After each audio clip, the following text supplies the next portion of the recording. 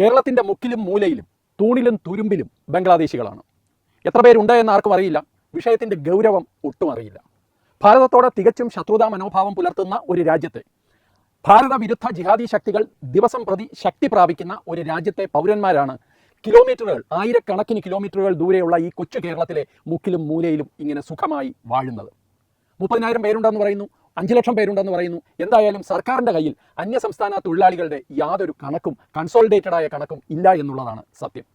അന്യദേശ തൊഴിലാളികൾ എത്രയുണ്ട് എന്ന് നമുക്ക് കൃത്യമായ കണക്കില്ലെങ്കിൽ അതിൽ എത്ര ബംഗാളികളുണ്ട് എന്നും, ബംഗാളികളെന്ന് നമ്മൾ വിളിക്കുന്നതിൽ യഥാർത്ഥത്തിൽ എത്ര ബംഗ്ലാദേശികളുണ്ട് എന്നും നമ്മൾ എങ്ങനെ അറിയാനാണ്? ഇപ്പോൾ ഇതെല്ലാം വാർത്തയിൽ വീണ്ടും നിറഞ്ഞത് കഴിഞ്ഞ 2 ആഴ്ചക്കിടയിൽ കൊല്ലം ജില്ലയിലുണ്ടായ ചില റെയ്ഡുകളാണ്. തത്തുമൈ ന്യൂസ് ആദ്യമായിട്ട് റിപ്പോർട്ട് ചെയ്ത, നമ്മൾ ബ്രേക്ക് ചെയ്ത സ്റ്റോറീസ് ആയിരുന്നു അതെല്ലാം. കേരള പോലീസിന്റെ ആന്റി ടെറർ സ്ക്വാഡ്, മിലിറ്ററി ഇന്റലിജൻസും ചേർന്ന് നടത്തിയ റെയ്ഡുകളിൽ ഞെട്ടിപ്പിക്കുന്ന ഡോക്യുമെന്റ്സ്, ഞെട്ടിപ്പിക്കുന്ന വിവരങ്ങളാണ് നമ്മൾക്ക് ലഭിച്ചത്. പിടിച്ചെടുത്ത ബംഗ്ലാദേശികളുടെ രേഖകളിൽ പാൻ കാർഡോ ആധാർ കാർഡോ മാത്രമായിരുന്നില്ല ഉണ്ടായിരുന്നത്. ഒരാളുടെ കയ്യിൽ ഹോട്ടൽ നടത്താനുള്ള സർട്ടിഫിക്കറ്റ്, അതിനുള്ള ലൈസൻസ് പോലും ഉണ്ടായിരുന്നു. അപ്പോൾ ഇതൊരു ചെറിയ കാര്യമല്ല എന്ന് വ്യക്തമല്ലേ? സാധാരണ നമ്മുടെ ഇന്ത്യൻ പൗരന്മാർക്ക് പോലും റേഷൻ കാർഡും ആധാർ കാർഡും വോട്ടേഴ്സ് ലിസ്റ്റും പാൻ കാർഡും ബാങ്കിലെ പാസ്ബുക്കും ഒന്നും എല്ലാവർക്കും എല്ലാം ഉണ്ടാവാറില്ല. അതുപോലും എല്ലാം കൃത്യമായി ലഭിക്കുന്ന, അല്ലെങ്കിൽ എല്ലാം കൃത്യമായി കയ്യിൽ വെക്കുന്ന ബംഗ്ലാദേശി പൗരന്മാരാണ് നമ്മളുടെ ഇടയിൽ അന്യസംസ്ഥാന തൊഴിലാളികളായി, നമ്മൾ സ്നേഹപൂർവ്വം നമ്മുടെ സർക്കാർ അതിഥി തൊഴിലാളികളെന്ന് വിളിക്കുന്ന ആ ഒരു കൂട്ടത്തിൽപ്പെട്ട് സുഖമായി ഇവിടെ ജീവിക്കുന്നത്. ഈ വിഷയത്തിന്റെ ഗൗരവം എത്ര കൂടുതലാണ് എന്ന് തെളിയിക്കാൻ 2 സംഭവങ്ങൾ പറയാം. ഇപ്പോൾ കഴിഞ്ഞ ദിവസം കരുനാഗപ്പള്ളിയിലെ പുത്തൻതെരുവിലെ ഒരു ജമാഅത്ത് പള്ളിയുടെ മദ്രസയിൽ നിന്ന് പിടികൂടിയ ഒരു 19 വയസ്സുകാരനാണ്. അയാൾ മദ്രസ പഠനം നടത്തുകയാണ്. അയാൾ മലയാളം നന്നായിട്ട് സംസാരിക്കുന്ന ആളാണ്. ഇയാൾ ഇന്ത്യക്കാരനാണ് എന്ന് മാത്രമല്ല, ഇയാൾ മലയാളിയാണ് എന്ന് പോലും അവിടുത്തെ പല ആൾക്കാരും ധരിച്ചിരുന്നു.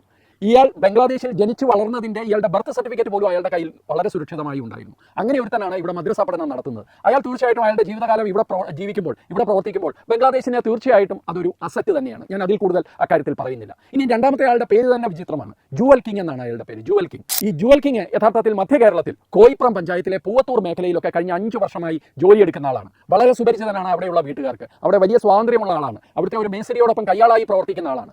അതിനോടൊപ്പം ആ മേസരിയുടെ പണി ഇല്ലാത്തപ്പോൾ സ്വന്തമായി ഓരോ വീടുകളിലും ചെന്ന് കഠിനാധ്വാനം ചെയ്യുന്ന ആളാണ്. എപ്പോഴും ഖുർആൻ വചനങ്ങൾ ഇങ്ങനെ കേട്ടുകൊണ്ട് പണിയെടുക്കുന്ന ഒരു നല്ല ചെറുപ്പക്കാരനായിട്ടാണ് ഇയാളെ നാട്ടുകാർ കാണുന്നത്. ഇപ്പോൾ ഈ ബംഗ്ലാദേശികളെ തിരിച്ചയക്കാനുള്ള ബഹളമായപ്പോഴാണ് ഇയാൾ നാട്ടിൽ പോവുകയാണ് എന്ന് പറഞ്ഞ് ഇവിടെ നിന്ന് പോയത്. പിന്നെ ആളെ കാണാനില്ല. ഇയാളുടെ വാട്സാപ്പ് സ്റ്റാറ്റസ് കണ്ടപ്പോഴാണ് പൂവത്തൂർ മേഖലയിലെ ഇയാളെ കണ്ടിരുന്ന 5 വർഷമായി ചിരപരിചിതന എന്ന നിലയിൽ ഇയാളോട് ഇടപെട്ടിരുന്നവർക്ക് മനസ്സിലായത് ഇയാൾ ഒരു ബംഗ്ലാദേശി പൗരനാണ് എന്ന്.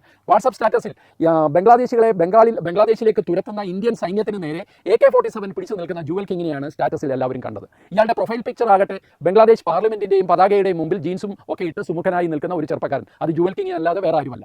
ഇയാൾ അതികടുത്ത ഇന്ത്യ വിരുദ്ധ മനോഭാവമുള്ള ആളാണ് എന്ന് വളരെ കൃത്യമായി മനസ്സിലാക്കുന്നതാണ് ഇയാളുടെ വാട്സാപ്പ് സ്റ്റാറ്റസിലെ ചിത്രങ്ങൾ എല്ലാം തന്നെ. അങ്ങനെ ഒരാളാണ് കഴിഞ്ഞ 5 വർഷമായി കേരളത്തിൽ. നമ്മൾ ഒരിക്കലും സംശയിക്കില്ല ഇങ്ങനെ ഒരാൾ താമസിക്കുന്നത് കോയിപ്പുറം പഞ്ചായത്തിലെ പൂവത്തൂർ മേഖലയിലൊക്കെ ഇങ്ങനെയുള്ള ആൾക്കാരുണ്ട് എന്ന്. പക്ഷേ ഇതാണ് യഥാർത്ഥ സത്യം. ഇതാണ് യഥാർത്ഥ കേരള സ്റ്റോറി. ഇതാണ് ഇവിടെ നടക്കുന്നത്. ഇങ്ങനെയുള്ള ഈ തീവ്രവാദി മനോഭാവമുള്ള ആൾക്കാരാണ് നുഴഞ്ഞു കയറി എൻ്റെയും നിങ്ങളുടെയും ഇടയിൽ ജീവിക്കുന്നത്. അതും ഞാൻ നേരത്തെ പറഞ്ഞ പോലെ ബംഗ്ലാദേശ് അതിർത്തിയിൽ നിന്ന് ആയിരക്കണക്കിന് കിലോമീറ്റർ ദൂരെയുള്ള ഈ കൊച്ചു കേരളത്തിൽ. ഇപ്പോൾ ഈ നടന്ന റെയ്ഡുകളിലെല്ലാം തന്നെ കൊല്ലം, കരുനാഗപ്പള്ളി, തിരുവനന്തപുരം മേഖലകളിലുള്ളവരെയാണ് പിടിച്ചത്. പക്ഷേ അതിൽ എത്രയോ കൂടുതൽ ആൾക്കാർ പെരുമ്പാവൂർ മാത്രമല്ല വടക്കൻ ജില്ലകളിൽ ജോലി ചെയ്യുന്നുണ്ട് എന്ന് നിങ്ങൾ മനസ്സിലാക്കണം. ഇവരെല്ലാവരും തിരിച്ചുപോയി എന്ന് കരുതുന്നത് തന്നെ മൗഢ്യമാണ്. പക്ഷേ ഒരു ചോദ്യം അവശേഷിക്കുന്നു. ഒരാൾക്ക് ഹോട്ടൽ ബിസിനസ് നടത്താൻ സർട്ടിഫിക്കറ്റ് ലഭിക്കുക, ഒരാൾക്ക് നിർബാധം മദ്രസയിൽ പഠനം നടത്താൻ അനുവദിക്കുക, അതേപോലെ വേറൊരാൾ ഈ പറയുന്ന പത്തനംതിട്ട ജില്ലയിൽ കോയിപ്പുറത്തൊക്കെ ചെന്ന് 5 വർഷക്കാലം ജീവിക്കുക. ഇവർക്കൊക്കെ കാര്യമായ ലോക്കൽ സപ്പോർട്ട് കിട്ടാതെ, അല്ലെങ്കിൽ ലോക്കലായിട്ട് തന്നെ ഇവരെ സപ്പോർട്ട് ചെയ്യുന്ന ഒരു സിസ്റ്റം ഇല്ലാതെ ഇവർക്കൊക്കെ ഇങ്ങനെ അന്യനാട്ടിൽ ഇത്രയും വർഷങ്ങളൊക്കെ കഴിയാൻ സാധിക്കുമോ?